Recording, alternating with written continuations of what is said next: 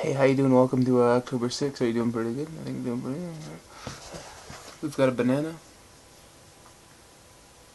We've got a banana, alright. Oh, yeah.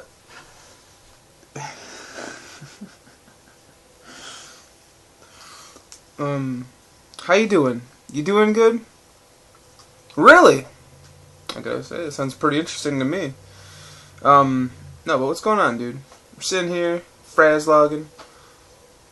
Not our day off yet. It feels like it is, but it's not. Today's one of those days where I just went to bed as soon as I got home from work.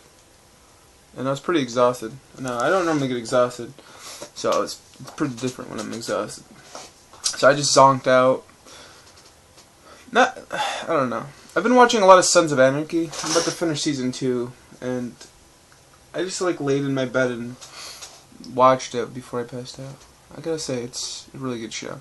If you haven't watched Sons of Anarchy and you like TV shows, even if you don't like TV shows, which, do people like that? I can't imagine. There are probably people out there that do that, who don't watch TV shows at all. They're just they have their form of media and they stick with it. Like, for the longest period, I was I only watch cartoons, when I was a kid, obviously, but then there's a period where I was I only watch anime.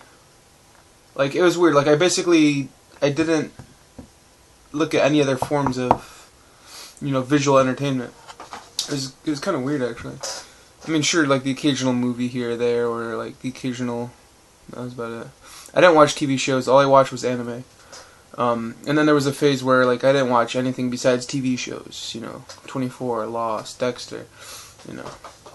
So I think I'm pretty balanced now. I watch a lot of everything, listen to a lot of everything. I don't know. I like to think my taste buds are pretty varied. But yeah, for real, give Sons of Anarchy a try if you have. I think it's on Netflix and on Amazon, maybe Hulu also. I mean, if you don't have those options, there's an alternative. There's alternate methods, I guess you could say. That being said, it's a good show. Go watch it. Now, what's going on? What has Frazzleberry been doing? He's been up all day playing a video game. For the most part, he's been doing pretty good with it. Frazzleberry, he's been in a rut lately. He hasn't been enjoying games as much. He hasn't been, he hasn't been himself in a long time, I guess you could say. But however, what he has been doing today is playing this bad boy. Hello, hello. I'm like, hello. No, I've been playing Kingdom Hearts Final Remix. I gotta say, I'm liking it. Every time I pull out the box, I love the box art. I'm liking it though. What is Kingdom Hearts? Kingdom Hearts is. There's so much nostalgia with Kingdom Hearts for me. I think that was probably the first.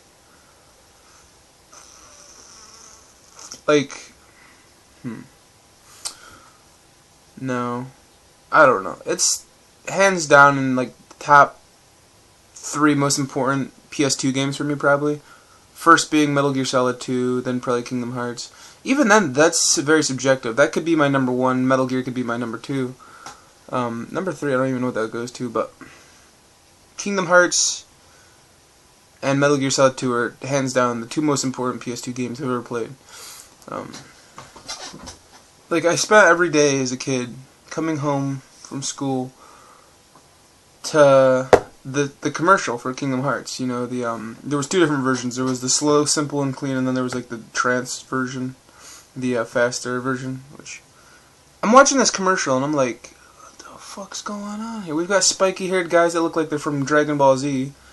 Which at this point in my life, I'd never played the Final Fantasy games. I never really knew much about RPGs in general. So I see all these crazy anime-looking characters, and they're fighting. Dude's got a huge key sword. I'm like, what is this? And I see Disney characters. I'm like, what? Tarzan's in there? I was really big into Tarzan. So I see this commercial with this amazing song every day, multiple times, and I'm just like, whatever the hell this is, I'm getting it.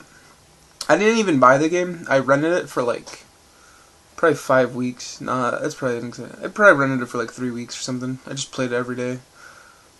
And there was a one point in the game that always stands out to me. Well, there's a lot of points, but the one point that angered me, like this was a point where I'd come home from school like 3 or 4 p.m.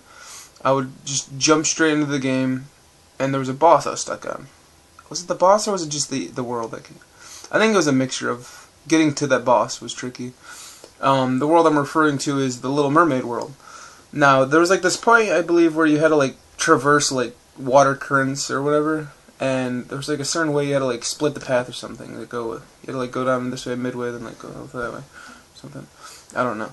But basically Ursula, the final boss there, she was a bitch. She was a horrible bitch. I hated her. I was stuck on that fight for probably 3 or 4 days, and then when I did beat her, I felt pretty good. I did. I ultimately never finished Kingdom Hearts 1 until many years later. I got to the Riku fight near the end of the game. You know, the part where, like, I love that part. Like, Riku's basically bugging out, he's all evil, he's like trying to kill you, and this is before Sora gets like before he loses his heart or whatever. And you have like that ultimate showdown with Riku, and I figured that was probably like the final fight at the time, because that's what really pissed me off as a kid. I was just like, I'm this close to the end and I can't beat it. I'm gonna end it right here. So I figured that was the final boss fight. In reality, no, you beat Riku there, you become Shadow Sora, and then I believe you go and fight Ansem or something. You go to the, like, all the worlds break down or something, and you have to go fight Ansem and stuff, which is pretty cool. But I love Kingdom Hearts, man. So what am I doing in this playthrough? I always go with the sword, no matter what. I know it's stupid to go with the sword. The sword is the weakest thing you should go with. I mean, sure, physically your character's stronger, but ultimately you should go magic when you play this game. Magic or shield. I feel like I feel like magic's more useful.